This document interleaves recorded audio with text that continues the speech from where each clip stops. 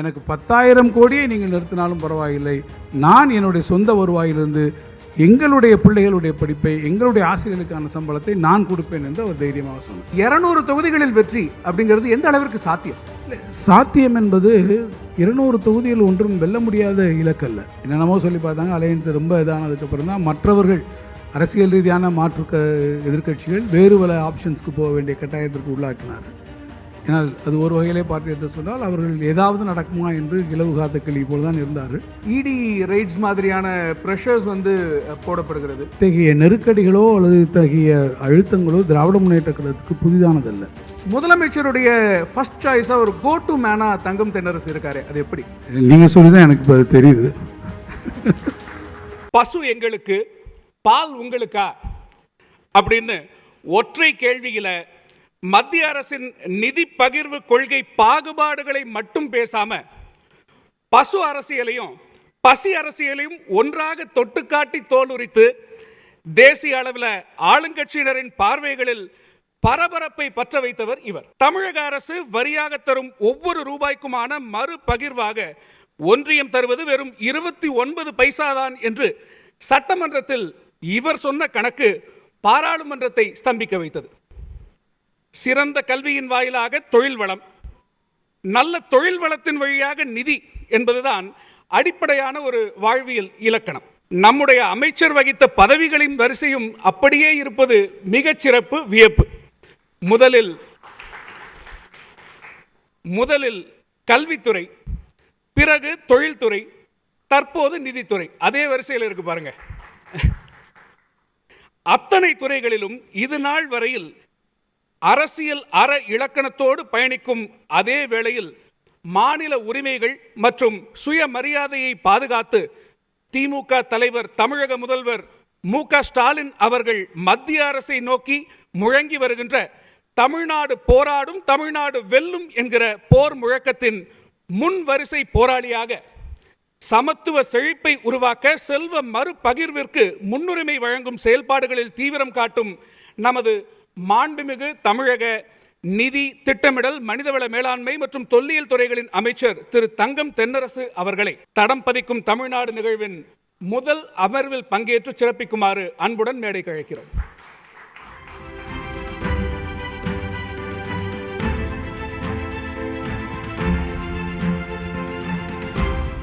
ஒரு இனிமையான காலை பொழுது, உங்களை மாதிரி ஒரு அருமையான பேச்சாளர் பக்கத்தில் இருக்கும் பொழுது, அதுவும் நிதியமைச்சரே பக்கத்தில் இருக்கும்போது உங்ககிட்ட கேட்கணுன்னு ஒரு முக்கியமான ஒரு கேள்வி. அடிக்கடி இதை பற்றி யோசிப்போம்.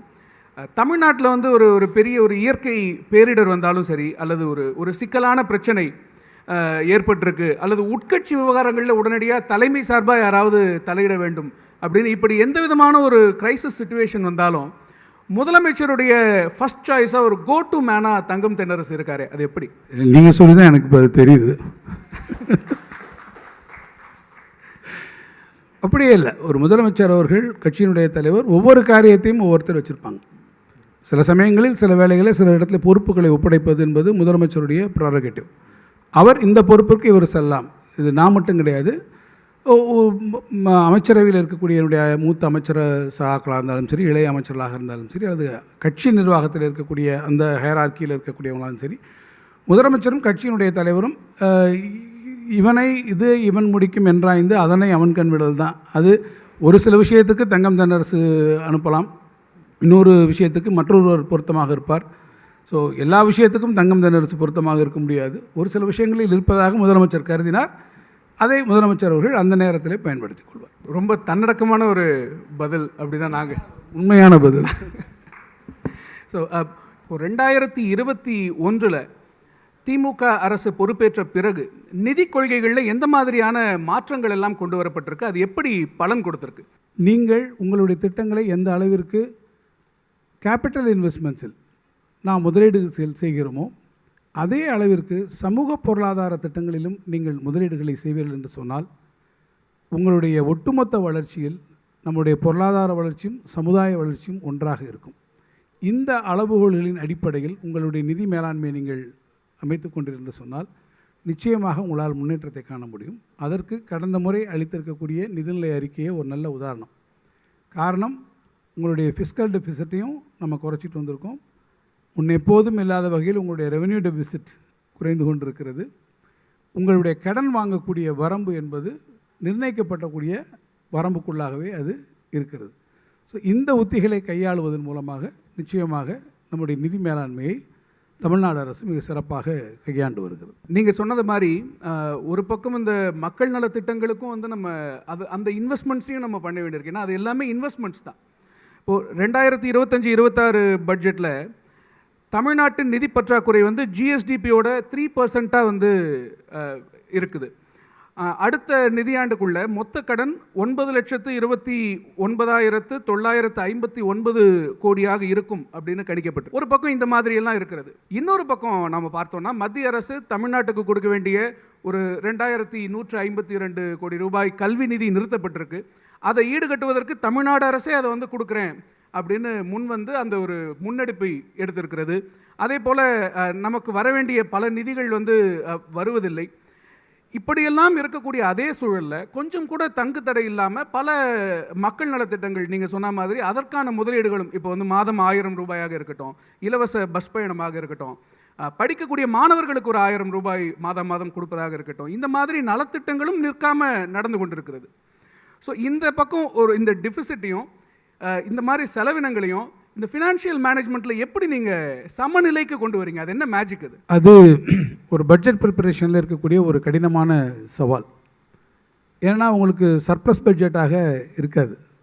முக்கியமாக உங்களுக்கு டெவல்யூஷன்லேருந்து வர வேண்டிய பணம், உதாரணத்துக்கு நமக்கு 40% கொடுப்பதாக உங்களுக்கு ஃபினான்ஸ் கமிஷன் சொல்லுகிறார்கள் கேட்டால், ஆக்சுவலாக நமக்கு டெவல்யூஷனில் எவ்வளோ வருது, நிதி பகிர்வில் எவ்வளோ வருகிறது, வரி பகிர்வில், நேரடி வரி பகிர்வில், டெவல்யூஷன் ஆஃப் டேக்ஸஸில் நமக்கு எவ்வளோ வருதுன்னு பார்த்தீங்கன்னா, நமக்கு கிடைப்பது என்பது வெறும் 31% தான் ஆக்சுவல் ரியலைசேஷன் இருக்கும்.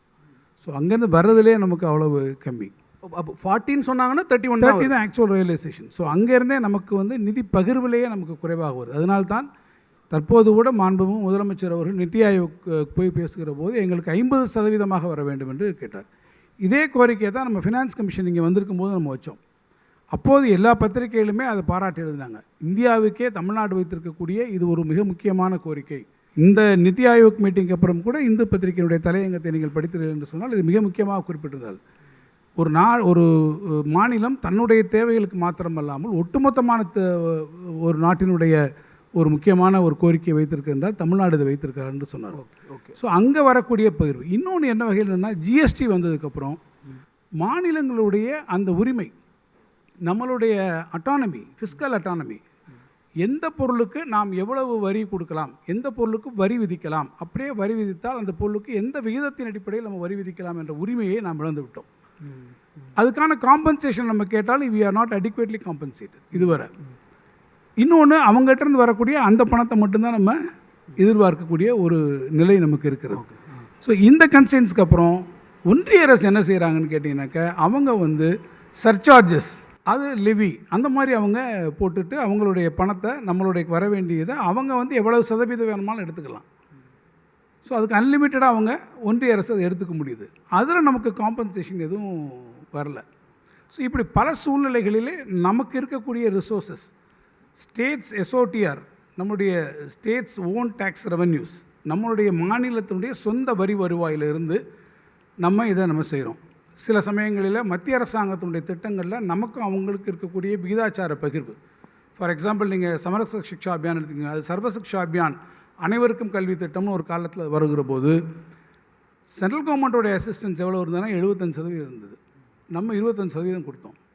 இன்றைக்கி அதோட சதவீதம் எப்படி மாறிடுச்சுன்னா, நம்ம 40% வந்துட்டு அவங்க 60% குறைஞ்சிட்டாங்க. So central share towards the centrally இந்த உயர்வெல்லாம் அவங்க தன்னிச்சையாக எடுக்கிறாங்க. ஸோ அந்த ஷேர் வரப்போகும்போது அந்த போர்டன் நமக்கு வருது. அவங்க இப்போ ஆவாஸ் யோஜனான்னு ஒரு இது இருக்குது, பிரைம் மினிஸ்டர் ஆவாஸ் யோஜனா, அவங்க கொடுக்கறக்கூடிய பணம் 1.5 லட்சம் தான் கொடுக்குறாங்க. மேலே நம்ம தான் பணம் கொடுக்குறோம். 2 லட்சம் நம்ம பணம் கொடுக்க வேண்டியது, 2 லட்ச ரூபா நம்ம பணம் கொடுக்குறோம். ஆக நம்மளுடைய நிதி சுமை என்பது ஒரு வகையில் கூட்டிகிட்டே போகுது. இப்படிப்பட்ட சூழ்நிலையில் தான் நீங்கள் சொன்னது மாதிரி மாநில அரசினுடைய கொள்கைகள் அதற்கு மாறாக ஒன்று சொல்கிறாங்க. பிஎம்ஸ்டியில் வந்து நீங்கள் ஹிந்தி படித்தா தான் நாங்கள் கொடுப்போம் அப்படின்னு ஒரு சொல்லும்போது, அப்போ தான் முதலமைச்சர் சொன்னார், நீங்கள் அதனால் நீங்கள் 2,500 கோடியாக நிறுத்தினாலும் பரவாயில்லை, எனக்கு 10,000 கோடியை நீங்கள் நிறுத்தினாலும் பரவாயில்லை, நான் என்னுடைய சொந்த வருவாயிலிருந்து எங்களுடைய பிள்ளைகளுடைய படிப்பை, எங்களுடைய ஆசிரியர்களுக்கான சம்பளத்தை நான் கொடுப்பேன் என்று அவர் தைரியமாக சொன்னார். இங்கே தான் நீங்கள் நிற்கிறீங்க.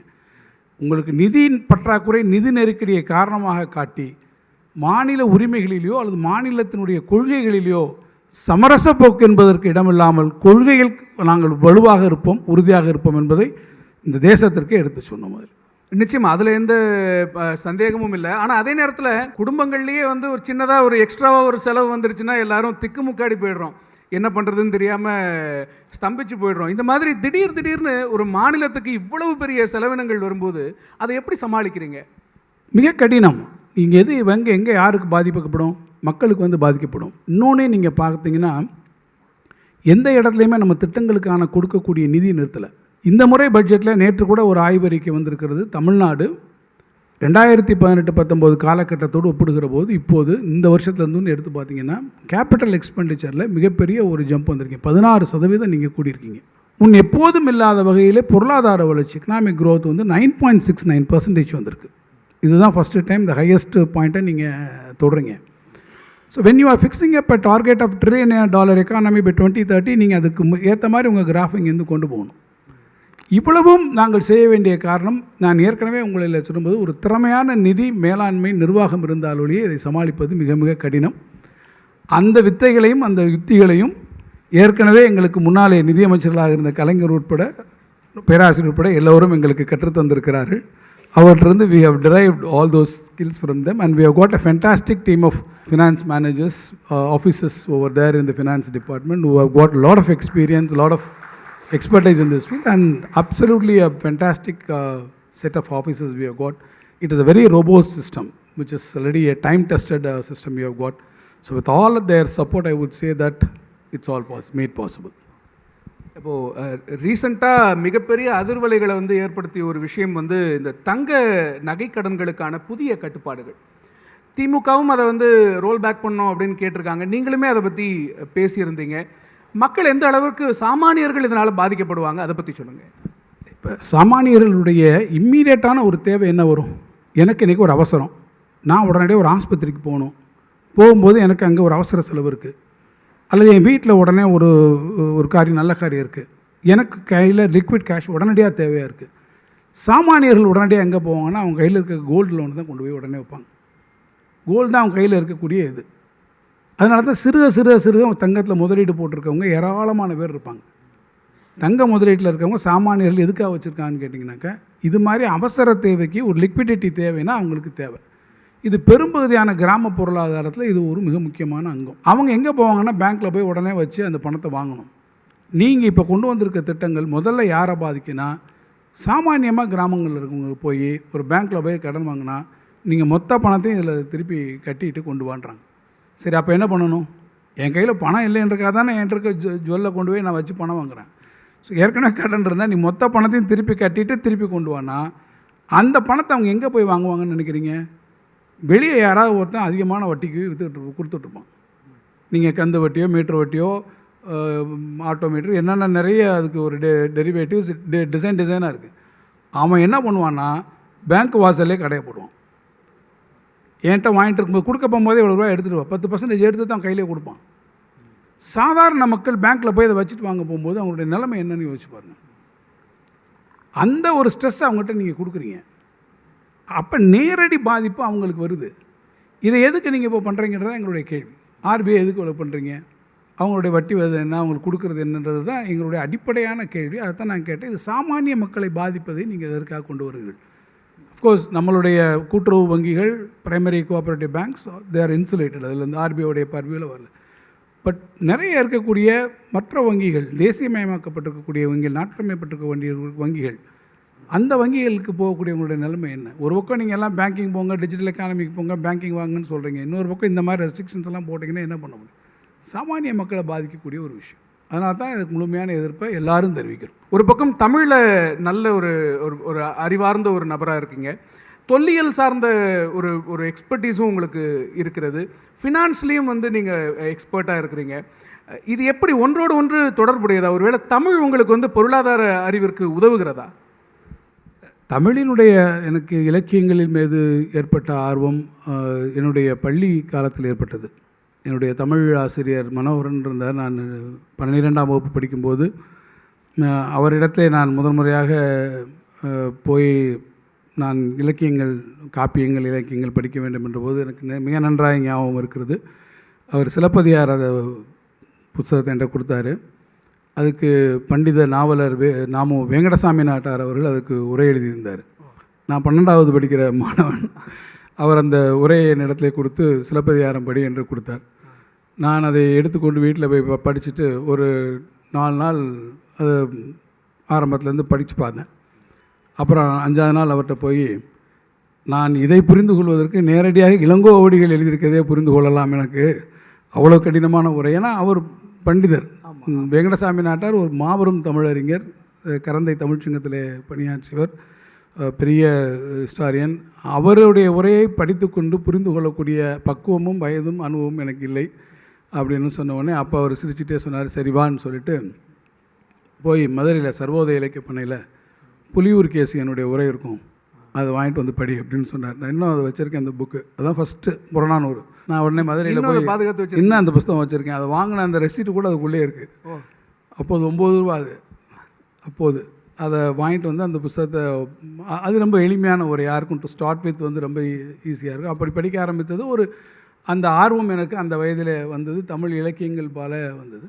தொல்லியல் சார்ந்து இருக்கக்கூடிய ஆர்வம் என்னுடைய பள்ளி படிப்பு முடித்து கல்லூரி காலத்தில் நான் அண்ணாமலை பல்கலைக்கழகத்தில் படிக்கிற போது பொன்னியின் செல்வனுடைய கதைக்களங்கள் வந்து நடந்தது பெரும்பகுதி அந்த பகுதியாக தான் இருக்கும். எல்லாருக்குமே அந்த காலேஜுக்கு போகும்போது அப்போல்லாம் ஒரு 80களின் துவக்கத்தில் வந்து பொன்னியின் செல்வனுடைய கதாபாத்திரங்கள், அந்த கதை நமக்குள்ள ஒரு பெரிய தாக்கத்தை உருவாக்கும். இயற்கையாக நான் அந்த ஏரியாவில் படிக்க போகும்போது அந்த விடுமுறை நாட்களில் அந்த கதை நடந்த சம்பவம் நடந்திருக்கக்கூடிய இடங்கள், அது கடம்பூர், திருப்புரம்பியம், பழையாறை, கோடிக்கரை, கும்பகோணம், இப்படி எல்லா இடத்துலையும் போய் அந்த இடங்களை பார்க்கும்போது ஒரு ஆர்வம் வந்தது. ஸோ அது அந்த கோயில் கட்டுமானங்கள், அதே போல் சிற்பக்கலைகளாக இருந்தாலும் சரி, தொல்லியல் சார்ந்திருக்கக்கூடிய அதிலே அப்படியே ஒரு ஆர்வம் வந்தது. நாணயவியலிலும் தொடர்ச்சியாக ஒரு ஆர்வம் வந்தது. ஸோ அது ஒரு வகையில் எனக்கு பிற்காலத்திலே நான் தொல்லியல் துறையினுடைய அமைச்சராக பொறுப்பேற்க கொடுக்கும்போது எனக்கு அது மிகவும் உதவிகரமாக இருந்தது. இது என்னுடைய ஒரு பேஷன் ஆர் என்னுடைய ஒரு பிரியமான ஒரு ஏரியாவாக இருந்தது. என்னுடைய தொழில்துறை அனுபவம், அதே போல் இப்போது நிதித்துறையில் இருக்கக்கூடிய அனுபவங்கள் என்பது, ஏற்கனவே நான் ஒரு கார்ப்பரேட் செக்டாரில் ஒரு 10 வருடமாக நான் பணியாற்றி இருக்கிறேன். ஸ்பெக் நிறுவனத்திலே நான் ஒரு மிடில் மேனேஜ்மெண்ட் கேட்டரோடு நான் இருந்தேன். அந்த காலகட்டத்திலே வந்து நான் எனக்கு இருந்தக்கூடிய ஒரு அனுபவத்தின் அடிப்படையில் பிற்காலத்தில் இத்தகைய பொறுப்புகளை நான் மேற்கொள்கிற போது எனக்கு அது மிகுந்த உதவியாக இருந்தது. கீழடி பற்றி உங்ககிட்ட கேட்க விரும்புகிறேன். இப்போ கீழடியுடைய அகழ்வாய்வு அறிக்கையை வந்து திருப்பி அனுப்பியிருப்பது மிகப்பெரிய சர்ச்சையாகி இருக்கிறது. இந்த அறிக்கை ஏற்கனவே ஒரு 2 வருஷமாக அவங்க வந்து வெளியிடாமல் தாமதப்படுத்தி வச்சிருந்து, இப்போது அதில் இன்னும் கொஞ்சம் கரெக்ஷன்ஸ் வேணும் அப்படின்னு சொல்லி நம்பகத்தன்மை பற்றிய ஒரு கேள்வி எழுப்பி இப்போது திருப்பி அனுப்பியிருக்காங்க. இன்னொரு பக்கம் பார்த்தா நம்ம அயன் ஏஜோடைய ஃபைண்டிங்ஸை பற்றி வந்து இப்போ வரைக்கும் எதுவுமே அவங்க பேச மறுக்கிறாங்க, ஒரு மௌனம் சாதிக்கிறார்கள். இந்த மாதிரி தாமதமும் மௌனமும் நம்ம தமிழக வரலாற்று மீட்பில் எந்த அளவிற்கு சவால்களை ஏற்படுத்துது? பொதுவாக சார், அவங்க கீழடியை பொறுத்த மட்டும் ஆரம்பத்துலேருந்தே ஒன்றிய அரசு அதில் ரொம்ப ரிலக்டண்ட்டாக இருந்தாங்க. உங்களுக்கே தெரியும் கீழடி என்னென்ன மாதிரியான ஒரு டர்புலண்ட் ஃபேஸஸில் அது போனதுன்றது நமக்கு எல்லாமே தெரியும். ஒரு கட்டத்தில் ஆய்வுகளை முழுமையாக அவங்க நிறுத்தினதுக்கு பிறகு தமிழ்நாடு அரசினுடைய தொல்லியல் துறை, நம்முடைய ஆர்கியாலஜி டிபார்ட்மெண்ட் அதை மேற்கொண்டோம். வேரியஸ் ஃபேஸஸ், 8வது ஃபேஸஸ் முடிஞ்சு 9வது ஃபேஸஸ் என்று ஒவ்வொரு முறையும் நம்ம கீழடி ஆய்வுகளுக்கான நிதி ஒதுக்கும் பண்ணிகிட்டே இருக்கோம். கீழடியிலான நிறைய ஆய்வுகள் இருக்கிறது. ஏன்னா கீழடி இன்னும் நிறைய நமக்கு ஆஃபர் பண்ணுறதுக்கான காத்திருக்கிறது. அந்த வரிசையில் பார்த்திங்கன்னா நம்மளுடைய தொல்லியல் துறையினுடைய ஆய்வுகளில் நம்ம ஒரு டேட்டிங்க்கு வந்திருக்கிறோம். இந்த நாகரிகம் என்பது நம்முடைய கிமு 6ஆம் நூற்றாண்டாக இருக்க முடியும் என்பதை நாம் ஆய்வின் பூர்வமாக நம்ம நிரூபித்திருக்கிறோம். நம்மளுடைய ஆய்வு முடிவுகளை பொறுத்த மட்டும் நான் சொன்ன மாதிரி, ஏற்கனவே சொல்ல மாதிரி, நம்ம நியூட்ரல் ஏஜென்சிஸில் கொடுத்து அதை ஃப்ளாரிடாவில் இருக்கிற பீட்டா லெபார்ட்டரியில் தான் பண்ணாங்க. ஸோ ஒரு சாம்பிளில் பல சாம்பிள்ஸ் நம்ம பண்ணி நம்ம கொடுத்துருக்குறோம். அதே போல் அவங்க ஆர்கியாலஜிக்கல் சர்வே ஆஃப் இந்தியா அவங்க ஏற்கனவே நாம் ஆரம்பிப்பதற்கு முன்பாக ஆரம்பிக்கிற போது அவங்க ஏற்கனவே எக்ஸ்கவேஷன் பார்ட்டில் ஆரம்பித்த போது என்ன வந்ததோ அவங்க ஒரு இது வச்சுருந்தாங்க. ஆனால் அதுக்கு பின்னால் நம்ம நிறைய இப்போ எஸ்கவேஷன்ஸ் பண்ணி மல்டிபிள் சாம்பிள்ஸ் பண்ணி இந்த நாகரிகம் என்பது மிக தொன்மையான நாகரிகம் என்பதை நாம் அறிவியல் பூர்வமாக, நான் திருப்பியும் சொல்வேன், நம்ம ஒரு டேட்டிங்கை நாங்கள் சொல்ல போகும்போது we will always stick to the scientifically proven data based evidence based results. அந்த ரிசல்ட்ஸினுடைய அடிப்படையில் தான் நாம் அதை 6வது நூற்றாண்டுக்கு கிறிஸ்து பிறப்பதுக்கு பிசி 6 பிசிக்கு நம்ம கொண்டு போனோம். இப்போது திரு அமர்நாத் அவர்கள் தொடர்ந்து அந்த ஆய்வினை அவர் மேற்கொண்டிருந்தால், அவருக்கு அப்போ ஒன்றிய அரசாங்கம் அதுக்கான சப்போர்ட் பண்ணலை. They are very keen to really wind it up. அவங்க அந்த மாதிரி பண்ணியிருந்தாங்கன்னா அவர் அமர்நாத் ராமகிருஷ்ணா அவர்கள் இந்த டேட்டிங்க்கு மேலே கூட போயிருக்கிறதுக்கான வாய்ப்புகள் அவருக்கும் இருந்திருக்கும். அந்த வாய்ப்பு அவருக்கு அப்போ அவங்க கொடுக்கல. எனவே நம்முடைய கன்டென்ஷன் என்பது தமிழ்நாடு அரசினுடைய தொல்லியல் துறை நாங்கள் எப்போதும் எந்த ஆய்வுகளை மேற்கொண்டாலும் அது அறிவியல் பூர்வமான தரவுகளின் அடிப்படையில் முழுமையாக அனைவராலும் ஏற்றுக்கொள்ளப்பட்ட ஒன்றாகத்தான் அது இருக்கும். இதில் நீங்கள் டேட்டிங்கை ஒன்றிய அரசு இதனை முன்னால் கொண்டு வர்றதுக்கு 3ஆம் நூற்றாண்டாக தான் இருக்க முடியும் என்று ஒரு கருதுகோளை நிறுவுவதற்கு முயற்சிப்பார்கள் என்று சொன்னால் அது முழுக்க கண்டிக்கத்தக்கது. இதனுடைய நாகரிகம் என்பது மூத்த நாகரிகம், நம்முடைய டேட்டிங்லே நம்ம முன்னால் வந்திருக்கக்கூடிய நாகரிகம். எனவே அந்த வகையிலே அவர்களுக்கு அப்படிப்பட்ட ஒரு கருதுகோள் இருக்கும் என்று சொன்னால் அதை யாரும் ஏற்றுக்கொள்ள மாட்டார்கள். அதை தொடர்ச்சியாக அனைவரும் அதற்கான கண்டனங்களை தெரிவிக்கும். உங்ககிட்ட அரசியல் கேள்விகள் கேட்காமல் இருந்தால் இந்த அமர்வு முழுமை பெறாது. 2026 தேர்தலுக்கான பணிகள் எந்த அளவில் இருக்கிறது? 200 தொகுதிகளில் வெற்றி அப்படிங்கிறது எந்த அளவிற்கு சாத்தியம்? இல்லை, சாத்தியம் என்பது 200 தொகுதியில் ஒன்றும் வெல்ல முடியாத இலக்கல்ல. தமிழ்நாட்டினுடைய அரசியல் வரலாற்றை நாம் பார்ப்போம் என்று சொன்னால் 1971ஆம் ஆண்டிலே கலைஞர் அவர்கள் முதலமைச்சராக வருகிற போது 184 தொகுதிகள், அது இன்றைக்கும் அது ஒரு பெரிய பெஞ்ச்மார்க் ரெக்கார்டு. இன்னொன்று என்னென்னால், அன்றைக்கு ஒரு பெரிய சக்திகள் வந்தது. பெருந்தலைவர் காமராஜர் அவர்கள், மூதறிஞர் ராஜாஜி அவர்களெல்லாம் இணைந்து களத்தை சந்திக்கிற போது திராவிட முன்னேற்றக் கழகம் ஆட்சிக்கே வராது என்று பலர் ஆரூடங்கள் கணித்த நாளில் 184 இடங்களிலே நாம் மாபெரும் வெற்றியை பெற்ற சரித்திரம் இன்னும் இருக்கிறது. எனவே 200 சீட் என்பதோ அதற்கு மேலான எண்கள் என்பதோ ஒன்றும் ஒரு வெல்ல முடியாத டார்கெட்லாம் இல்லை. நிச்சயமாக நாம் சரியான முறையிலே திட்டமிடல்கள் இருந்தால் நாம் நிச்சயமாக வெல்ல முடியும். இன்னும் கூட சொல்ல வேண்டும் என்றால், முதலமைச்சருடைய தலைமையிலாக இருக்கக்கூடிய இந்த திராவிட மாடல் ஆட்சி இந்த 4 ஆண்டுகளிலே நாம் நிறைவேற்றிருக்கக்கூடிய மக்கள் நலத்திட்டங்கள், அதனால் சென்றடைந்திருக்கக்கூடிய பயன்கள், இவற்றையெல்லாம் மக்கள் சீர்தூக்கி பார்க்கின்ற போது நிச்சயமாக மீண்டும் திராவிட முன்னேற்றக் கழகத்துடைய ஆட்சியை மக்கள் கொண்டு வருவார்கள் என்பதில் எனக்கு எந்த விதமான ஐயமும் இல்லை.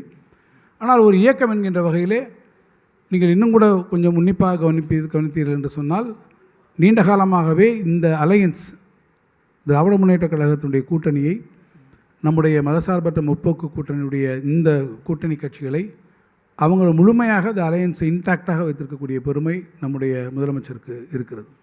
என்னென்னமோ சொல்லி பார்த்தாங்க, அலையன்ஸ் ரொம்ப இதானதுக்கப்புறம் தான் மற்றவர்கள் அரசியல் ரீதியான எதிர்க்கட்சிகள் வேறு பல ஆப்ஷன்ஸ்க்கு போக வேண்டிய கட்டாயத்திற்கு உள்ளாக்கினார்கள். ஏன்னால் அது ஒரு வகையிலே பார்த்தீர்கள் சொன்னால் அவர்கள் ஏதாவது நடக்குமா என்று இலவு காத்த கிளி போல் தான் இருந்தார்கள். இப்போது இல்லை அவன்னா they have to reconciles themselves with some other options. அது போனால் it's up to them. Anyway I don't want to really get into that. ஆனால் எங்களை பொறுத்த மட்டும் சரியான முறையில் இப்போதே தேர்தல் பணிகளை ஆரம்பித்திருக்கிறோம். நாளைக்கு மறுநாள் நம்முடைய முதலமைச்சர்கள் மதுரைக்கு வருகிறார்கள். பொதுவாக தமிழ்நாட்டினுடைய அரசியல் தட்பவெட்பங்களை மதுரை மாநகரம் தெளிவாக எடுத்துக்காட்டும், மதுரை மாநகர மக்களுடைய பிரதிபலிப்பு எடுத்துக்காட்டும் என்பது ஒரு கருத்தியலாக எப்போதும் இருக்கக்கூடிய ஒன்று. எனவே மதுரை அவரை வரவேற்க தயாராக இருக்கிறது. அதுவே தமிழ்நாட்டினுடைய மற்ற பகுதிகளுக்கும் ஒரு செய்தியை கண்டிப்பாக சொல்லும். நிறைய ப்ரெஷர்ஸ் சுற்றி இருக்கிறது. ஒரு பக்கம் அதிமுக பாஜக கூட்டணி ரொம்ப பலத்தோட எல்லா எதிர்க்கட்சிகளையும் ஒருங்கிணைக்கக்கூடிய கூட்டணி அப்படின்னு ஒரு போர்ட்ரையல், ஒரு நெரேட்டிவ் இருக்குது. இன்னொரு பக்கம் இடி ரெய்ட்ஸ் மாதிரியான ப்ரெஷர்ஸ் போடப்படுகிறது. இதற்கு நடுவில் எப்படி தேர்தல் பணிகள் தொய்வில்லாமல் கொண்டு போவது, அதை பற்றின ஸ்ட்ராட்டஜி என்ன? இத்தகைய நெருக்கடிகளோ அல்லது இத்தகைய அழுத்தங்களோ திராவிட முன்னேற்ற கழகத்துக்கு புதிதானதல்ல. கலைஞர் அவருடைய காலத்திலிருந்து நீங்கள் பார்ப்பேன் என்று சொன்னால், எதிர்க்கட்சியாக 14 வருஷ காலம் அவர் இருந்த காலத்திலும் சரி, அல்லது நெருக்கடி போன்றிருக்கக்கூடிய நிலைகளை சந்தித்த காலங்களிலும் சரி, இத்தகைய அரசியல் அழுத்தங்கள் வரக்கூடிய மற்ற அழுத்தங்கள் இதுவே எல்லாமே நாங்கள் பார்த்து பார்த்து வந்தது.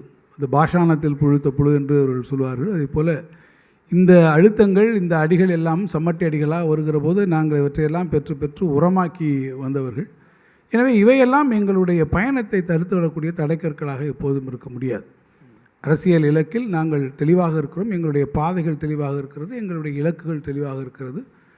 எனவே அதை நோக்கி உங்களுடைய பயணத்தை நீங்கள் திட்டமிட்டுக் கொள்கிறீர்கள். எங்களுடைய முழு கவனமும் மக்கள் மீது இருக்கிறது. மக்கள் மீதான திட்டங்களை அறிவித்திருக்கிறோம் இந்த பட்ஜெட்டில்.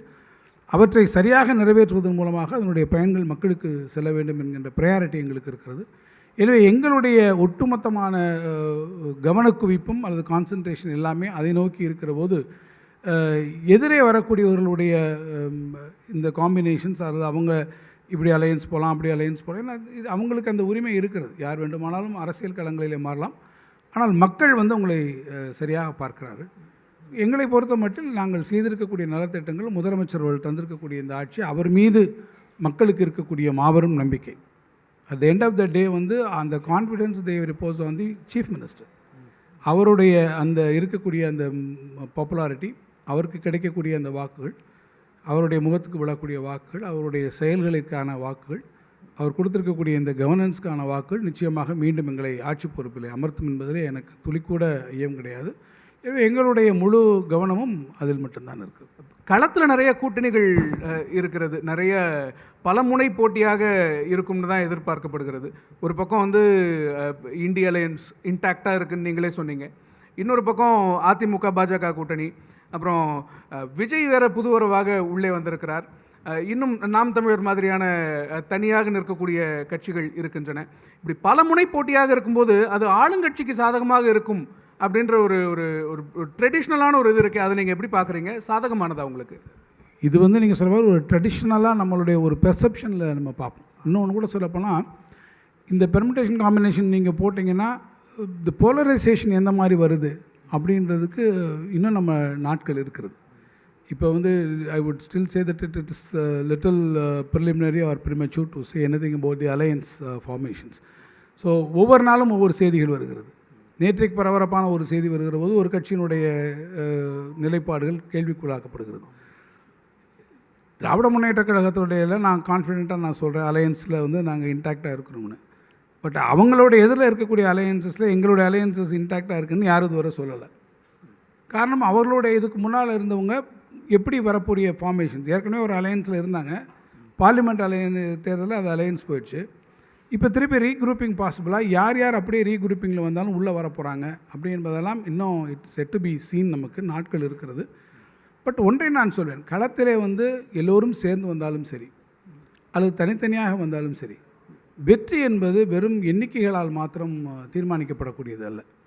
வெற்றி என்பது வியூகங்களினுடைய அடிப்படைகளாக வர வேண்டும், மக்களின் நம்பிக்கையை பெற்றதாக இருக்க வேண்டும்.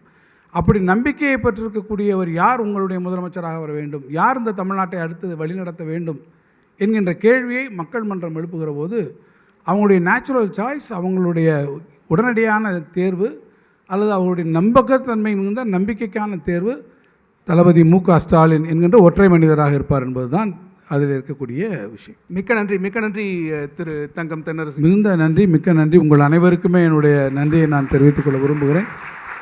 ஏபிபி நாடுவனுடைய வளர்ச்சி ஒரு 100 ஆண்டு காலமாக இந்த மீடியா பத்திரிகை உலகத்தில் நீங்கள் இருப்பீர்கள்.